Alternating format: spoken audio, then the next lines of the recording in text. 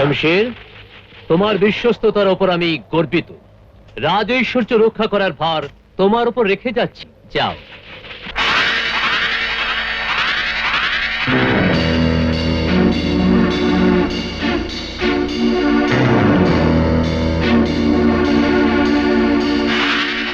ওই পাখিটাকে দেখছো লাখন?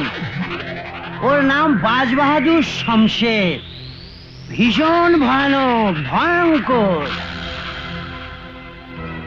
ও যেখানে বসে পাহারা দিচ্ছে না, তার নিচেই অঞ্জনগড়ের সব গুপ্তধন লুকোনো আছে, বুঝছো? সে তো আমি জানি, কিন্তু সেখানে পৌঁছানোর রাস্তা? সে আমি জানি, কিন্তু আমি কি পাবো? সমান সমান। সমান সমান? তাহলে শোনো, রাজার গলায় একটা লকেট রয়েছে। লকেট? আর সেই লকেটে গুপ্তধন অব্দি পৌঁছবার নকশা রয়েছে। মহামন্ত্রী, এটা কোথাও তুলে রাখুন। রাজকোষে পৌঁছানোর গোপন রাস্তা এই নকশাতে।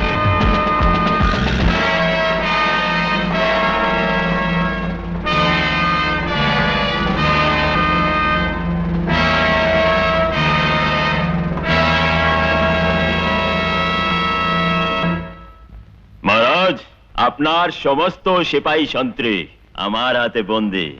আমি বৃথা রক্তপাত করতে চাই না। বাস আপনি আপনার গলার লকেটটা আমায় দিয়ে দেন। লকেট? কোন লকেট?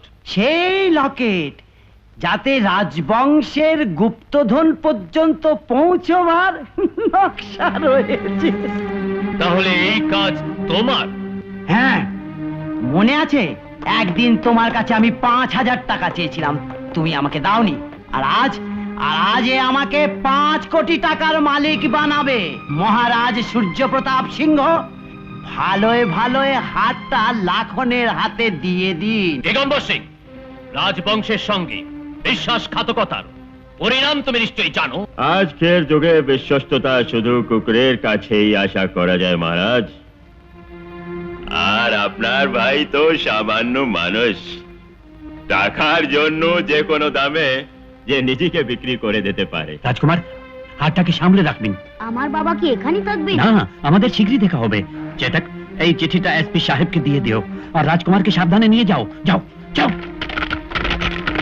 বাবা বাবা, আমি কি পড়বো? তুই এটা পড়ে নে। মহারাজ, আর দেবেন না, গুলি চালাবো। আহা হা হা, এ পুণ্যের কাজটা আমাকে করতে দাও এখন। থামো। তোমার মহারাজার গলার লকেট চাই, তাই না? না মঙ্গল সিং, না। শান্ত হন মহারাজ, আপনি প্রজাদের সবচেয়ে বড় ঐশ্বর্য। আপনার প্রাণের বিনিময়ে এরকম হাজার ঐশ্বর্য বিলিয়ে দেওয়া যায়। যান, আপনি বিশ্রাম করুন।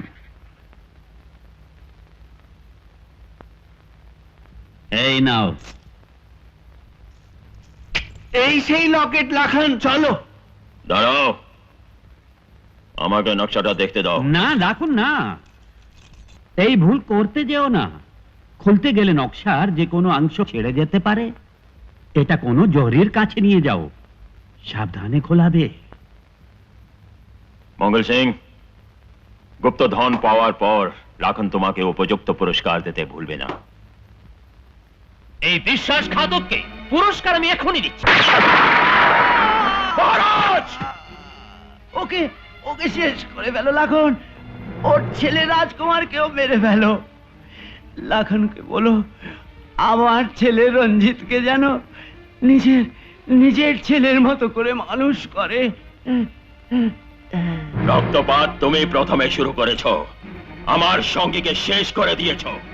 এখন আমি তোমাকে ছাড়বো না। না, রাখুন না, মহারাজকে হত্যা করো না, তার বদলে আমার প্রাণ নিয়ে নাও। না, আমি তোমার বলিদান গ্রহণ করব না মঙ্গল সিং। তোমাকে তো আমার সাথী বানাবার কথা ভাবছি। একে সরিয়ে দাও। সর্দার, বাবা দেখো আমি কাকে এনেছি।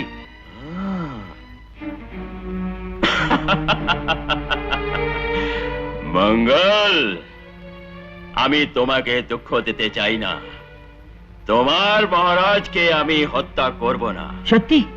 কিন্তু মহারাজ খুন করেছে, আর খুনের প্রতিশোধ তো আমাকে নিতেই হবে। হ্যাঁ লাখন, আমি প্রস্তুত। না না না, বাবার জায়গায় ছেলে যাবে। ছেলের শোকে যাতে মহারাজ আর বাকি জীবন ছটপট করে কাটে। না, এই বাচ্চাটাকে মেরো না, এই রাজকুমার নয়। কেন মিথ্যে কথা বলছো মহারাজ? আমি সত্যি বলছি, এই মঙ্গল সিং এর ছেলে। আচ্ছা, কি মঙ্গল সিং, এ তোমার ছেলে?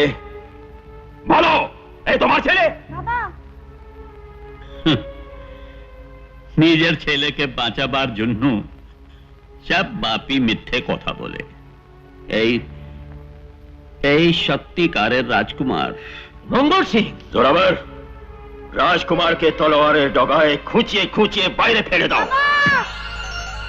বাঁচাও বাবা, বাঁচাও বাবা, মঙ্গল সিং, এসব তুমি কেন করছো?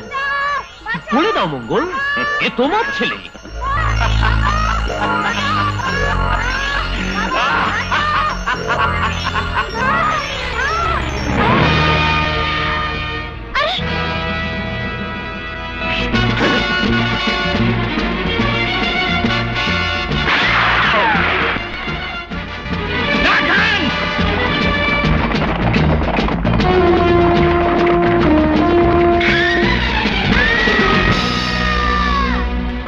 গুপ্ত ধনের নকশা কোথায়? কিছুতেই আমার মুখ থেকে বের করতে পারবি না লাখন। আমি তোর জিভ ছিঁড়ে টুকরো টুকরো করে দেব। তাড়াতাড়ি কর, আর দেখ প্রভু ভক্তের শক্তি। তুই জীবের 2 টুকরো করবি, নার আওয়াজ 2 গুণ হবে। 4 টুকরো করবি, নার আওয়াজ 4 গুণ। চুপ হারামজাদা! তুই আমাকে চুপ করাতে পারিস, কিন্তু রাজকুমার কখনোই চুপ করে থাকবে না লাখন। রাজকুমার? হ্যাঁ, তুই যাকে তলোয়ারের ডগায় নাচিয়ে মেরেছিস, ও রাজকুমার ছিল না। তবে কে ছিল? কে ছিল? বলো, কে ছিল? ও আমার ছেলে ছিল। তোর ছেলে? না, তুই মিথ্যে কথা বলছিস। মঙ্গল কখনোই মিথ্যে কথা বলে না। তুই সত্যিকে মিথ্যে ভাবছিস। রাজকুমার বেঁচে আছে লাখন, আর আসল লকেট রয়েছে ওর গলায়।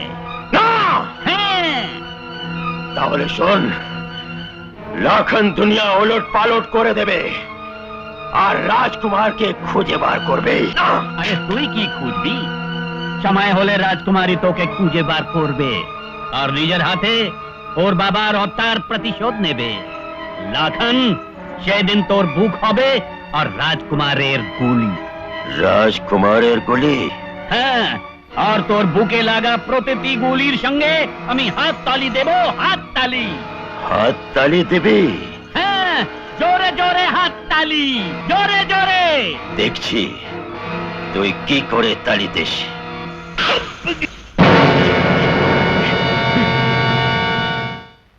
এই মহল এখন শূন্য লাগছে। চলো, তুমি আর রাজকুমার আমার সঙ্গে থাকবে। না এসপি সাহেব, যতদিন না রাজকুমার সাবালক হয়ে ওঠে আমাকে এখানেই থাকতে হবে। তাছাড়া রাজকুমারের দায়িত্ব তো এখন আপনারই ওপর। নিশ্চয়ই।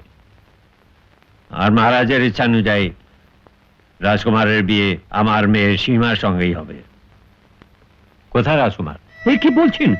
রাজকুমার আপনাদের কাছে পৌঁছেনি? আমাদের কাছে? আমি তো ওকে চেতর্কের সঙ্গে আপনাদের কাছে পাঠিয়েছিলাম। কিন্তু ও তো পৌঁছেনি। পৌঁছয়নি? তাহলে কোথায় গেল রাজকুমার? না না, এত বড় অন্যায় কিছুতেই হতে পারে না।